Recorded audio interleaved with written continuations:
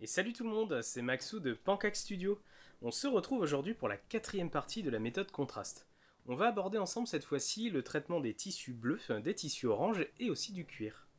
N'hésitez pas à vous abonner à la chaîne si ce n'est toujours pas fait, à liker et partager la vidéo avec vos amis. J'attends de plus vos éventuelles questions ou remarques dans la partie commentaires de la vidéo.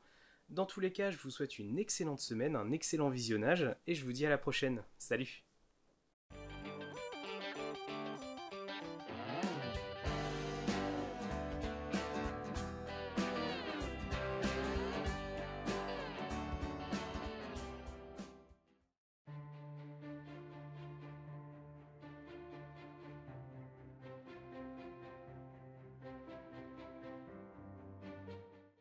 Et on se retrouve les amis pour débuter ce tutoriel. On va directement attaquer les tissus bleus au niveau de la tunique du personnage. Pour ça, on va venir appliquer une première couleur, l'Ethermatic Blue, qu'on va venir mélanger à part égale avec le médium. L'idée ici, c'est que vous allez pouvoir moduler cette première application de couleur en fonction de l'intensité que vous voulez donner à votre tissu. Le mélange est donc fait, donc vous voyez qu'on a toujours cette consistance un peu terne, un peu laiteuse. Vous voyez que ça marque pas du tout quand j'applique sur le doigt, c'est vraiment très très léger. Je vais donc venir appliquer directement sur le tissu de la figurine.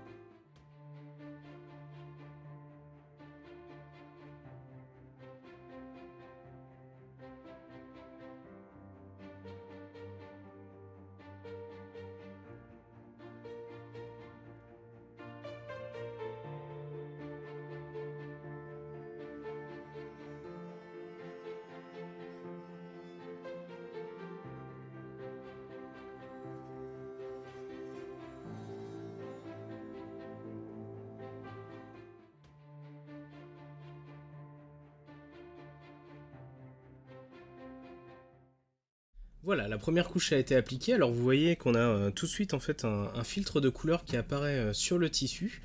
Il n'est pas assez couvrant. Du coup, je vais venir en passer un second et venir un peu plus marquer cette couleur Ethermatic Blue là, pour qu'ensuite on puisse venir passer à la deuxième couleur en glacis et avoir du coup un rendu qui est complètement cohérent avec du tissu.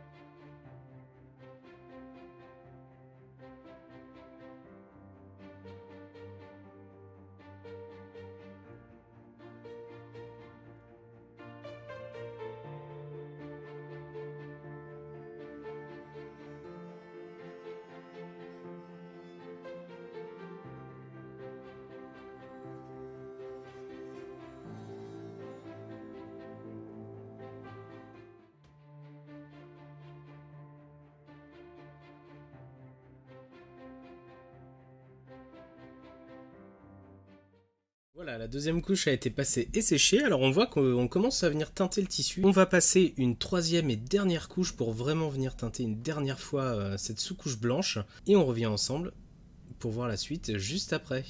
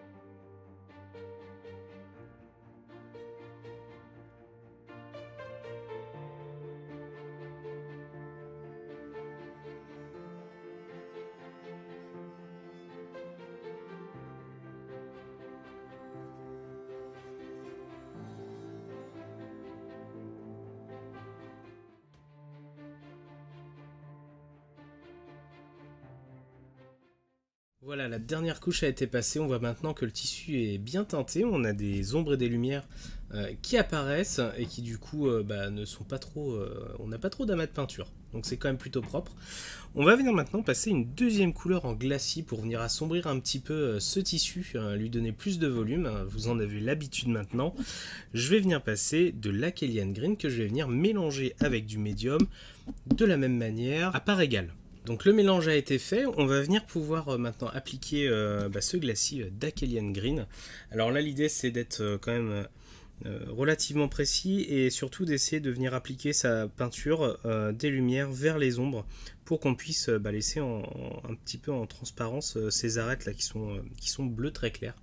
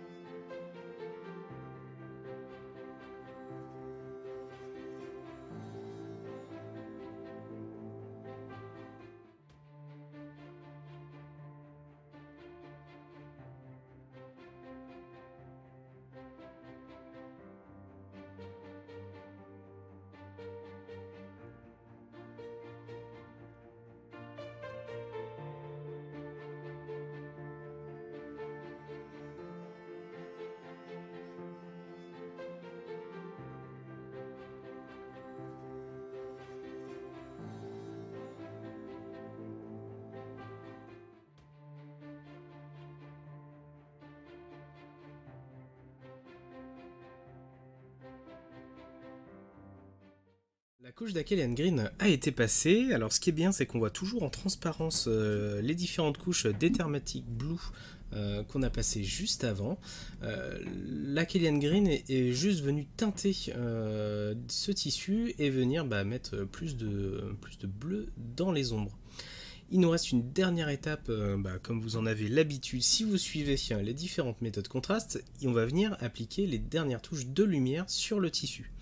Pour ça, je vais venir appliquer du Bahrott Blue bien dilué que je vais venir mettre directement au niveau des arêtes du tissu.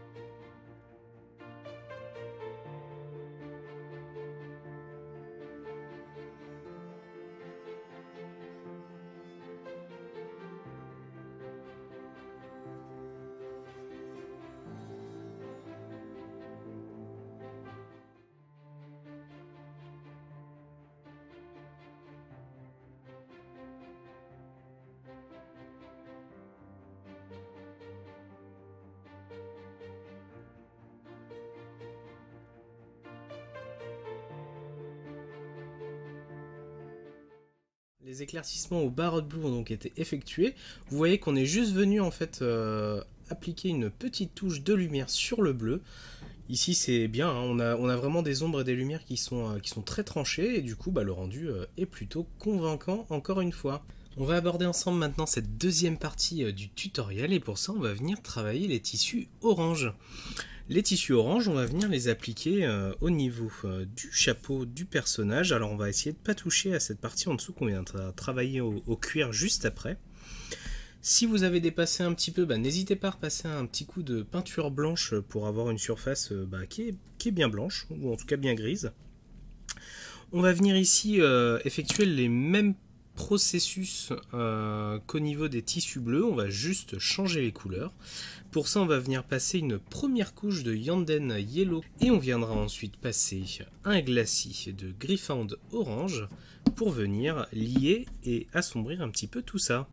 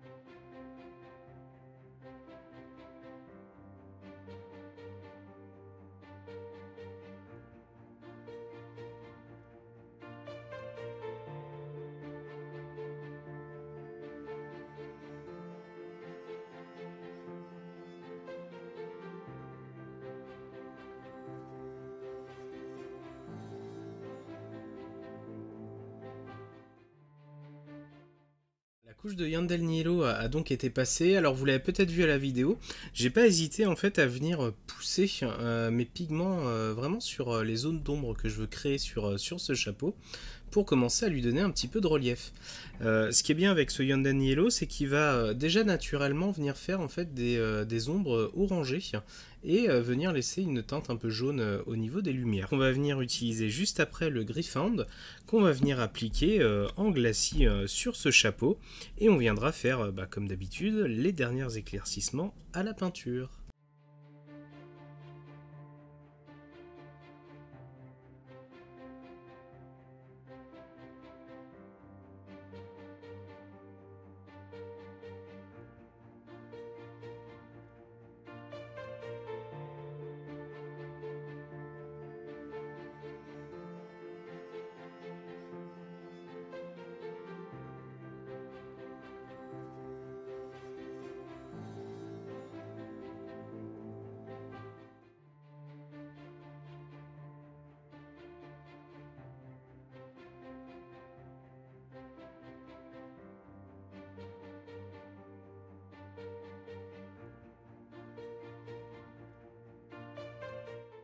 Voilà, alors la première couche a été passée, vous voyez que tout de suite on est venu assombrir un petit peu tout ça, on commence à voir, à percevoir une teinte orangée qui va nous convenir. Par contre on a encore un peu trop de jaune, et pour ça je vais pas hésiter, comme le bleu, à venir passer plusieurs glacis pour venir en fait oranger un petit peu plus ce chapeau.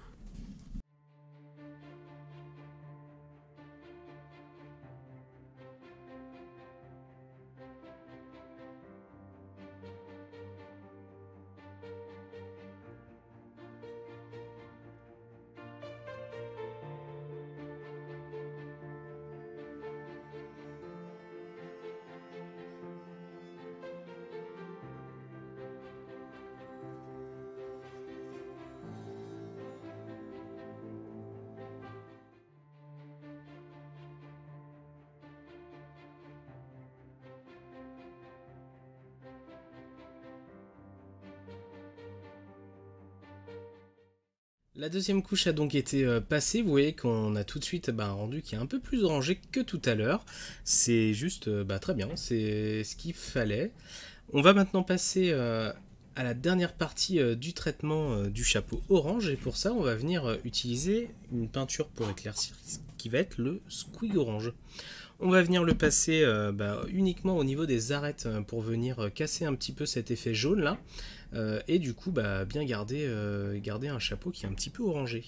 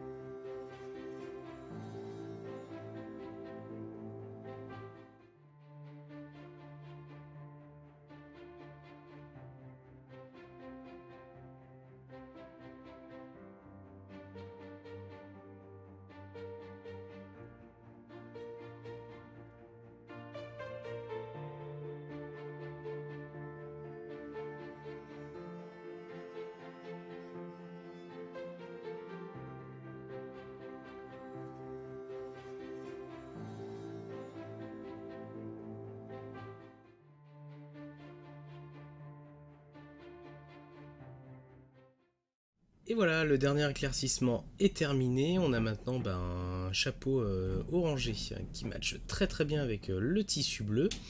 Pour cette dernière étape, on va donc attaquer le cuir de la figurine et on va procéder autrement que ce qu'on fait habituellement. Pour ça, on va venir passer une première couche de peinture qu'on va venir ensuite assombrir avec du contraste et on viendra faire comme d'habitude les derniers linings pour donner des lumières. Pour commencer, on va donc faire une première couche de Montfort Brown qu'on va venir passer au niveau là des joues, il y a une petite partie en cuir. On va venir aussi faire le ceinturon et les bottes de la figurine.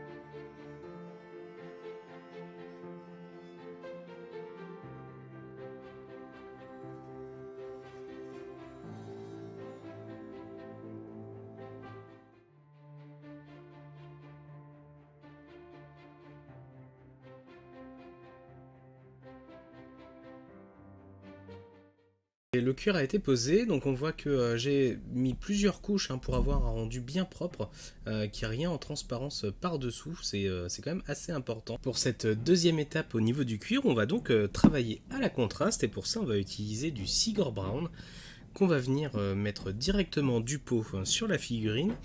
L'idée ici c'est de l'utiliser un peu comme un lavis, pour venir assombrir notre cuir et lui donner du relief et du volume.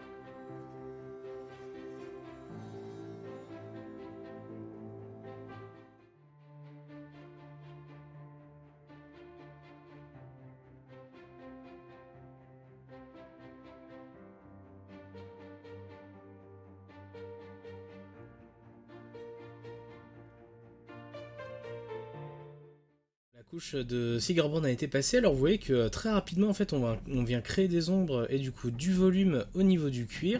L'avantage ici c'est que ça nous prend pas très longtemps comparativement à éventuellement un blending ou alors un assombrissement au fondu. On va venir comme dernière étape tout simplement faire un lining avec du Scrag Brown. L'idée ici c'est simplement de venir faire tous les linings au niveau des pièces de cuir.